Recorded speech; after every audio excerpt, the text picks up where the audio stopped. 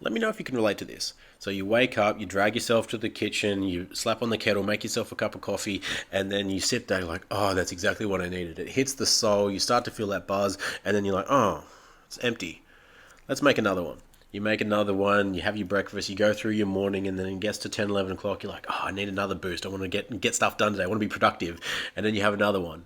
And you have lunch, and you get to that 2 to 3 o'clock slump, and you're like, oh, I need another coffee. I'm hitting that wall. I need another pick-me-up to get through the day. So you have another one.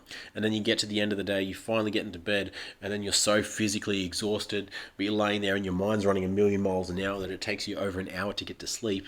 And then at 2 or 3 o'clock in the morning, you wake up, and your mind's just racing. You're like, why won't you turn off? And then you eventually fall asleep for what feels like 5 minutes, and then your alarm at 6 o'clock goes off again. And then you're like, shit, better make another coffee. And then you start the day again. You're constantly tired and stressed, but you never really feel like you're on top of it. You're just waiting for that next cup of coffee, that next pick me up. And that's exactly what I used to be like. I was functioning off 10 shots of coffee a day. I was stressed. I was anxious. I was always just irritable as well because I was like always jittery and functioning off so much caffeine.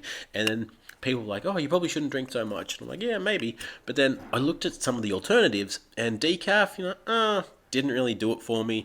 And then I stumbled across things like mushroom coffees. I'm like, what's this stuff about?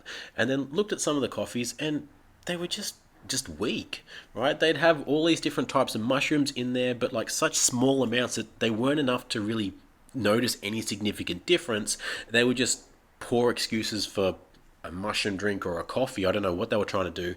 And that's why I came up with brain juice, because I couldn't find anything out there that was a suitable substitute or alternative for coffee that would give you that soul warming, delicious cup of goodness that would give you a stable energy boost, that would increase your focus and your mood, but then not ruin your sleep, not give you those shakes and those jitters after too much, and like all those other negative side effects. And so it was my mission to create a drink that had the exact amount of mushrooms that were needed to actually give you an effect. Like in brain juice, I use a full gram of 13-to-1 extract cordyceps mushrooms and a full gram of 10-to-1 extract of lion's mane, which in total is the equivalent of 23 grams of mushrooms in one serve. Most other brands you have less than 10, less than 2, because they use mushroom powders, not mushroom extracts. And I also use ceremonial grade cacao, which cacao paste is the best quality cacao that you can get. And that's what gives it the rich, creamy taste rather than that tart, bitter, raw taste that a lot of other brands get when they use cacao, because they use powder, not paste.